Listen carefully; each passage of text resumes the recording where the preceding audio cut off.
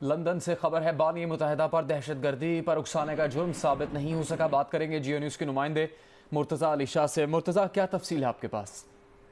ہم کورٹ روم میں موجود ہیں۔ الطاف حسین کے اوپر جو 2 چارجز لگے تھے، ٹرائل ہوا اب سے صرف 30 سیکنڈز پہلے یہاں میجورٹی جیوری نے ڈیسیژن دیا کہ الطاف حسین پر جو دونوں الزامات لگے ہوئے تھے وہ دونوں الزامات دہشت گردی کے حوالے سے کورٹ میں ثابت نہیں ہو سکے۔ اس وقت الطاف حسین کورٹ سے باہر آئے، آپ پیچھے تالیوں کی آواز سن رہے ہیں۔ پورا یہاں پر MQM کے ورکرز کی بڑی تعداد موجود ہے جنہوں نے سیلیبریشن کورٹ روم کے اندر ہی شروع کر دیے۔ جسٹس مسٹر مے کے سامنے یہ اب سے تقریباً 2 ہفتے تک یہ ٹرائل چلا، جس ٹرائل کے دوران الطاف حسین کا جو کیس ہے مسٹر روپرٹ باورز QC نے بہت اچھے انداز میں لڑا تھا۔ کراؤن پروسیکیوشن سروس 2 الزامات کہ الطاف حسین نے 22 اگست 2016 کو 2 سپیچز کی تھی وہ ثابت نہیں کر سکی۔ کراؤن پروسیکیوشن سروس اس فیصلے میں ناکام ہو گئی ہے کہ متحدہ قومی موومنٹ کے بانی نے 22 اگست 2016 کو صبح 7:30 بجے UK ٹائم اور دن کو 1:30 بجے جو انہوں نے سپیچز کی تھی، ان سپیچز کے دوران ان کے اوپر انہوں نے دہشت گردی اکسائی تھی۔ یہ دونوں کاؤنٹس کے اوپر بہت اہم ڈیولپمنٹ ہے۔ 2016 کاؤنٹر ٹیررزم ایکٹ ہے، اس کے تحت متحدہ کے بانی کو چارج کیا گیا تھا اور کراؤن پروسیکیوشن سروس نے اس حوالے سے بڑی ایفرٹ کی تھی اس کیس میں۔ لیکن جو کورٹ کے سامنے جو آج تفصیلات سامنے آئی ہیں، آج سے تقریباً 1 گھنٹہ پہلے آپ اس وقت ہمارے پیچھے سن رہے ہیں الطاف حسین اور ان کے جتنے بھی سپورٹرز ہیں وہ یہاں پر رو رہے ہیں، خوشی سے ان کی سیلیبریشن اس وقت جاری ہیں، چونکہ ان کو پکا ان کے لیے کیس کافی مشکل تھا۔ لیکن جو 2 کاؤنٹس تھے کہ الطاف حسین نے 2 سپیچز کی ہیں، اس حوالے سے جوری نے 1 گھنٹہ پہلے کورٹ کو یہ بتایا کہ وہ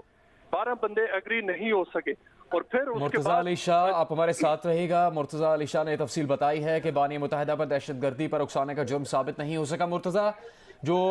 جس جرم کے ان پر الزامات تھے جو عدالت کے سامنے رکھے گئے، اس کی تفصیل آپ اگر مختصر بتا سکیں ہمیں۔ جی، میں آپ کو مختصراً یہ بتاؤں کہ الزامات یہ تھے کراؤن پروسیکیوشن سروس کے کہ 22 اگست 2016 کو صبح 7 بجے متحدہ کے بانی نے سپیچ کی جس میں انہوں نے عامر خان سے بات کی اور ڈاکٹر فاروق ستار سے کی، جس میں الزام یہ تھا کہ انہوں نے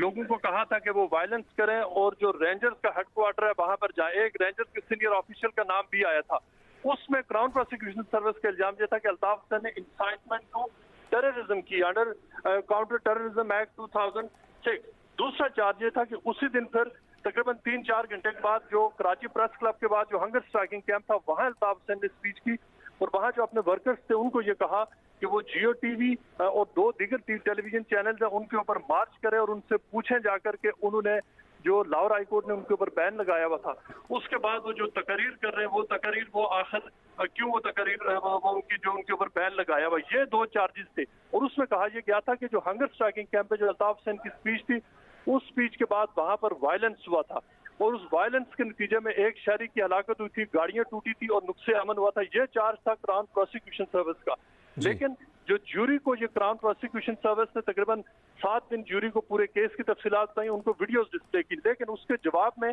جو الطاف حسین کے وکیل تھے انہوں نے صرف 2 گھنٹے انہوں نے دلائل دیے تھے جس میں انہوں نے جوری کو یہ کہا تھا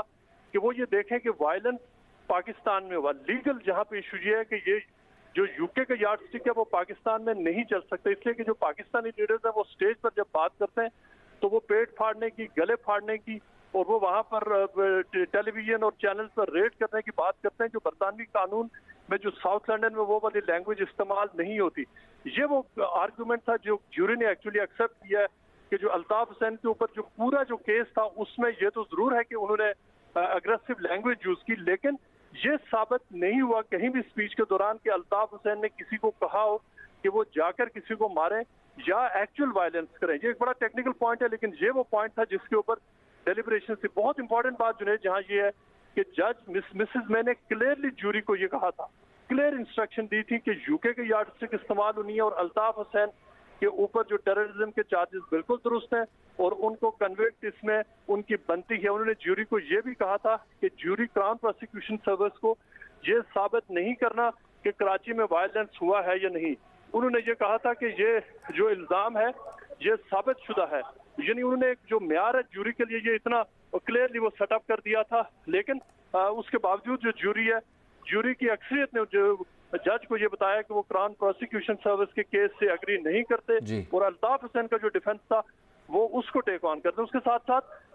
جو کراؤن پروسیکیوشن سروس نے یہاں پر جو ڈیفنس لائر کو پیش کیا تھا ڈاکٹر نکولا خان کو کیس میں تو جو क्राउन प्रोसिक्यूशन सर्विस है वो रिपोर्ट लाई थी, लेकिन उन्होंने जो बहुत सारी अपनी रिपोर्ट में प्रोसिक्यूशन के लिए बातें लिखी वही अल्ताफ हुसैन के वकील ने अपने डिफेंस में यूज की कि वो जिसमें यह कहा गया था कि अल्ताफ जो एमक्यूएम है वायलेंस में इन्वॉल्व तो जरूर रही है, लेकिन ये भी रियलिटी है कि एमक्यूएम के लोगों को एनफोर्स डिसअपीयरेंसेस का मुर्तजा अली शाह, बहुत शुक्रिया इस तफसील के लिए। बानी मुत्तहिदा पर दहशतगर्दी पर उकसाने का जुर्म साबित नहीं हो सका। इससे पहले बानी मुत्तहिदा के खिलाफ तकरीर के जरिए तशद्दुद उकसाने के मुकदमे में जूरी अक्सरियती फैसले पर नहीं पहुंची थी, लेकिन अब ये फैसला है कि उन पर दोनों जुर्म साबित नहीं हुए।